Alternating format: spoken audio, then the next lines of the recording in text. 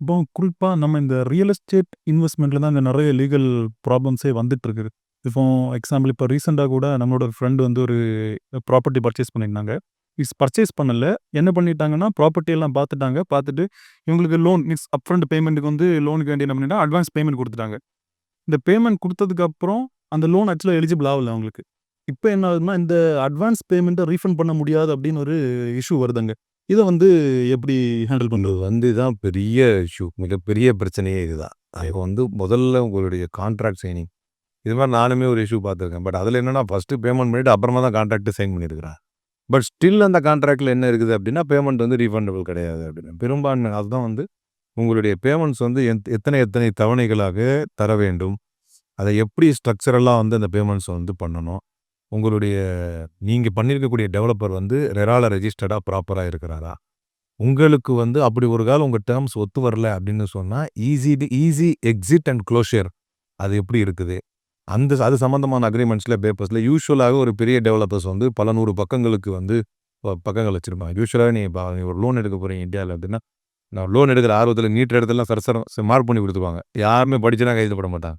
சக்கு சக்கு சக்கு சக்குன்னு கையெழுத்து போடுவாங்க. அந்த மாதிரியெல்லாம் இங்க பண்ணா மிகப்பெரிய அளவுல சிக்கல்ல மாட்டுவாங்க. நம்ப அப்படி தான் நெனச்சுக்கிட்டு நெறைய பண்ணிடுறாங்க. இப்ப அது மட்டும் இல்ல. உதாரணத்துக்கு பார்த்தீங்கன்னா, ஒருத்தர் வந்து நெதர்லாண்ட்ஸ்லேருந்து என்கிட்ட பேசினாரு. அப்ப அவர் சொன்னாரு, நான் வந்து ஒரு நல்ல ஒரு ரெப்யூட்டட் பெரிய டெவலப்பர். அவர்கிட்ட வந்து இடம் வாங்குறேன். அத வாங்குறப்ப ஃபர்ஸ்ட் ஒரு பேமெண்ட் பண்றாரு. இவங்களுக்கு இடையில நின்றது வந்து ஒரு ரியல் எஸ்டேட் ஏஜென்சி. அந்த ஏஜென்சி அது இந்தியன் ஏஜென்சி. ஓகே.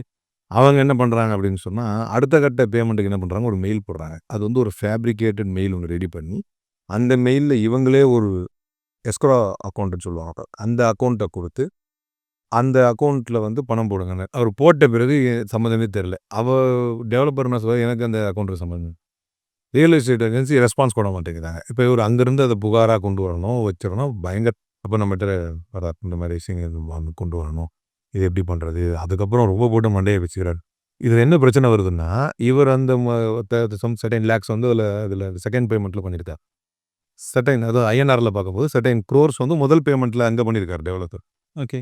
இப்ப developer is ready to cooperate with your legal fight. அதாவது இந்த இன்வெஸ்டருடைய லீகல் ஃபைட்ல வந்து அந்த பர்ச்சேசருடைய லீகல் ஃபைட்ல நான் கோஆப்பரேட் பண்றேன்னு சொல்றாங்க. அதுல மாத்தக்கூடாது.